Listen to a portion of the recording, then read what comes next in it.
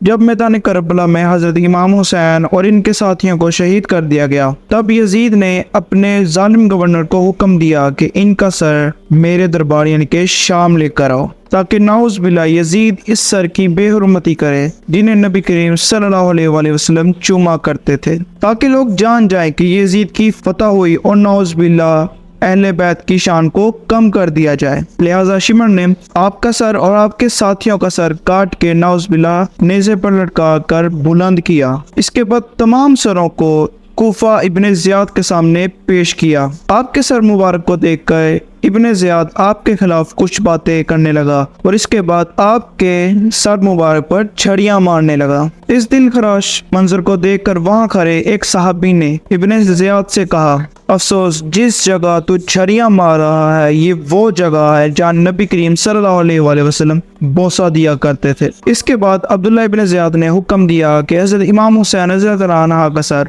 یزید کے دربار یعنی شام لے کر جایا جائے، تاکہ اس سر مبارک کو دیکھ کر لوگ عبرت حاصل کریں۔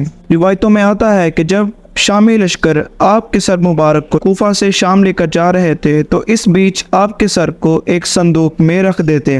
جب بھی وہ کہیں پر پڑاؤ ڈالتے، کہیں پر آرام کرنے کے لیے رکتے تو آپ کے سر مبارک کو باہر نکال کر نیزے پر لٹکا کر آپ کے سر مبارک کی حفاظت کرتے۔ پھر جب بھی روانگی کا موقع ہوتا تو آپ کے سر مبارک کو نیزے سے اتار کر واپس صندوق میں رکھ دیتے اور روانہ ہو جاتے۔ سفر کے دوران وہ ایک رات ایک خلیصہ پہنچے جہاں عیسائیوں کا عبادت خانہ تھا۔ قافلے والوں نے ایک رات اسی خلیصہ میں رہنے کا فیصلہ کیا، لہذا سپاہی خلیصے میں داخل ہوئے اور وہاں موجود پادری سے کہا، آج کی رات ہم یہاں پر آرام کرنا چاہتے ہیں، ٹھہرنا چاہتے ہیں۔ سپاہیوں نے اس صندوق کو ایک کمرے میں رکھ دیا۔ اس خلیصے میں ایک برا رہبر رہا کرتا تھا جو انتہائی نیک صفت انسان تھا اور حضرت محمد اور ان کی اہل بیت سے بھی محبت اور عقیدت رکھتا تھا۔ جب عبادت خانے میں رہنے والے عیسائی نے دیکھا کہ آسمان کی طرف ایک عظیم و شان نور بلند ہو رہا ہے تو رہبر ان سپاہیوں کے پاس آیا اور ان سے دریافت کیا کہ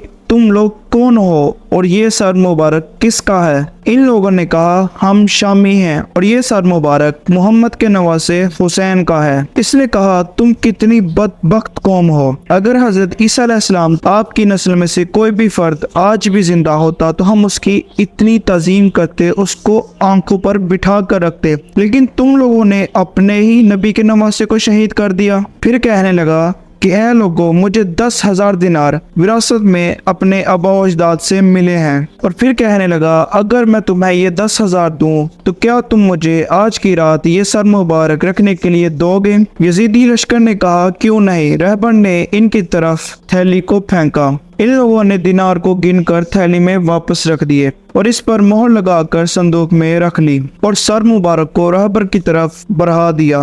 رہبر نے نہایت ہی ادب و احترام سے سر مبارک کو لیا اور اسے غسل دیا اور رات بھر اپنی گود میں رکھ کر روتا رہا۔ صبح کا وقت قریب آیا تو اس نے آپ علیہ السلام کے سر مبارک سے کہا کہ میں اپنے آپ پر قابو رکھتا ہوں اور میں گواہی دیتا ہوں کہ اللہ کے سوا کوئی معبود نہیں اور آپ کے نانا جان حضرت محمد صلی اللہ علیہ وآلہ وسلم اللہ کے سچے رسول ہیں۔ یہ کہہ کر وہ مسلمان ہو گیا اور محمد صلی اللہ علیہ وآلہ وسلم کی غلامی میں شامل ہو گیا اور پھر سر مبارک کو ان سپاہیوں کے حوالے کر دیا۔ ان لوگوں نے دوبارہ سر کو صندوق میں رکھا اور وہاں سے روانہ ہو گئے۔ روایتوں میں آتا ہے کہ یزید کے دربار سے شامیوں نے دوبارہ آپ کے سر مبارک کو کربلا لایا اور آپ کے سر مبارک کو بدن کے ساتھ ملحق کر کے وہیں پر دفنا دیا، جبکہ بعد نے لکھا ہے کہ سر مبارک کی بے حرمتی کر کے یزید نے اس سر مبارک کو اپنے خزانے میں جمع کروا دیا تھا۔ جب عباسیوں کی حکومت آئی تو خلیفہ منصور نے جب شام فتح کیا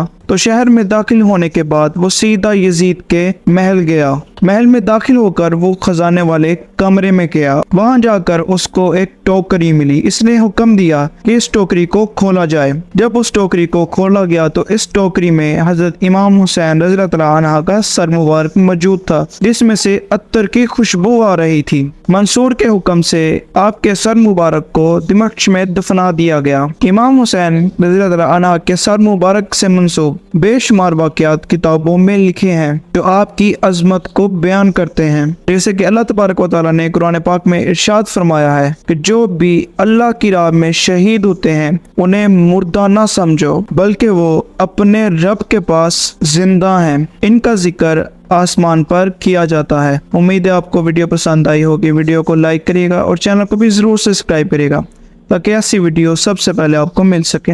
अल्लाह हाफिज़।